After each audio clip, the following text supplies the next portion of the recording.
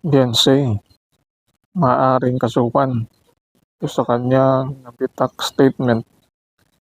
Ito ang ating update dahil ito ay nireaksyonan at sinabi ang iba ay merong ground o puntos itong sinabi ni Beyonce na nagkaroon ng bitak di mano ang kanilang bahay tapos ang lindol.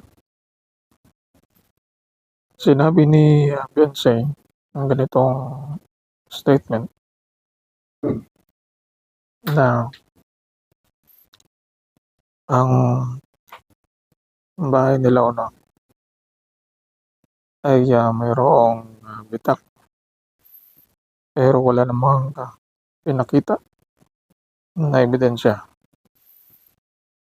kung napatunayan na hindi totoo itong kanyang sinasabi ay ito ay mahuhulog sa paninira at pagbibintang dito po sa gumawa ng kalingap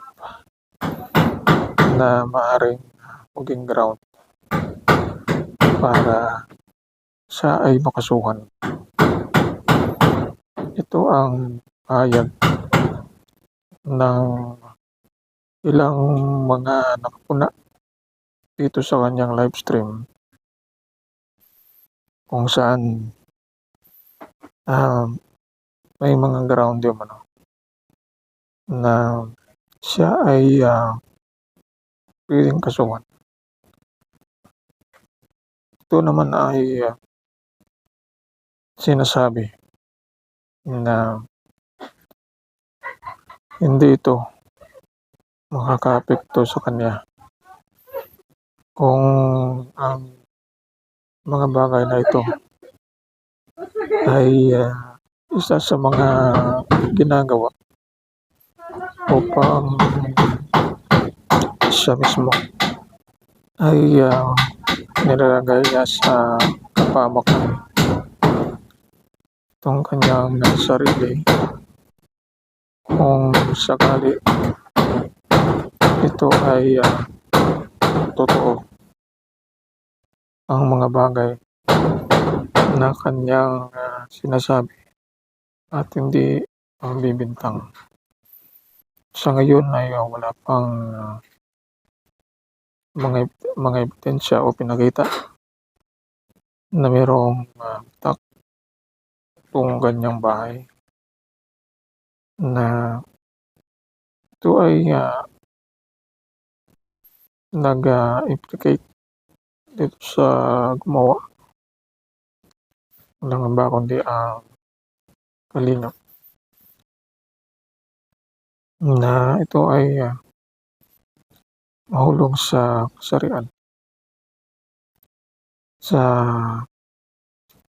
pagiging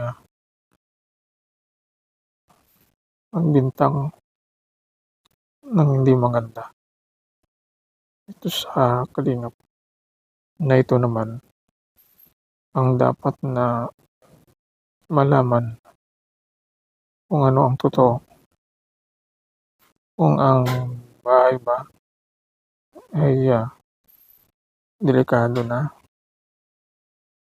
o di pa kailangan ng ayusin. Ang tanong ay sino ang pwedeng pumunta na taga-kalingap dahil hindi naman pinapayagan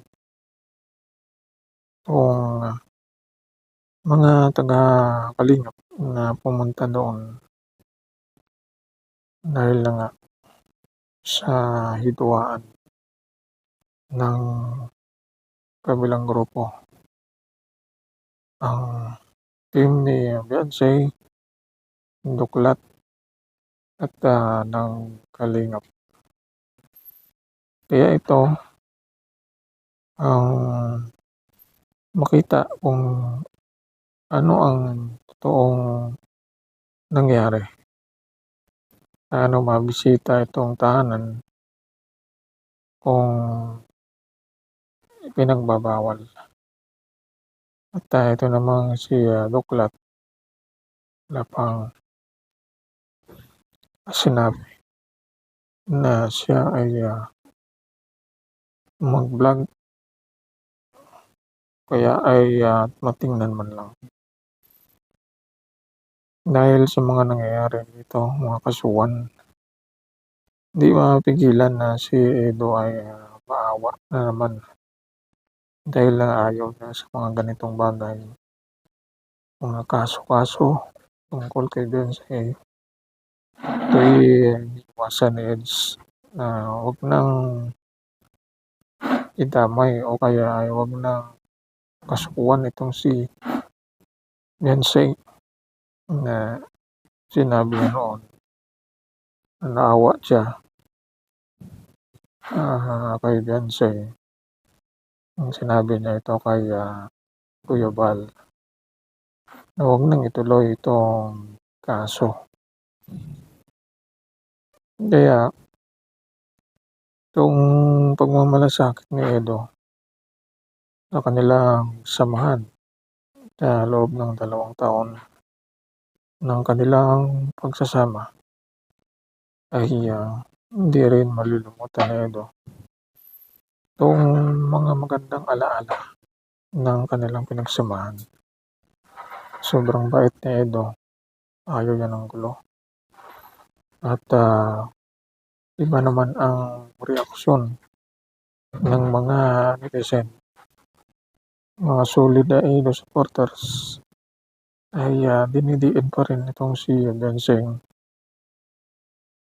panagutan yung ginawa niya sa Kalingap na pamamahiya di umano. At itong mga supporters ay patuloy na sila ay nakikipaglaban sa katarungan na ginawa di umano kay Edo na pamamahiya at ng ginawa dito sa Kalingap na pagpapatulpo. So ang ating update sa balita, nireaksyonan na si Beyonce ay pwedeng kasuhan sa pagbibintang kung meron ba o wala bitak ang kanyang bahay dahil po sa lindol.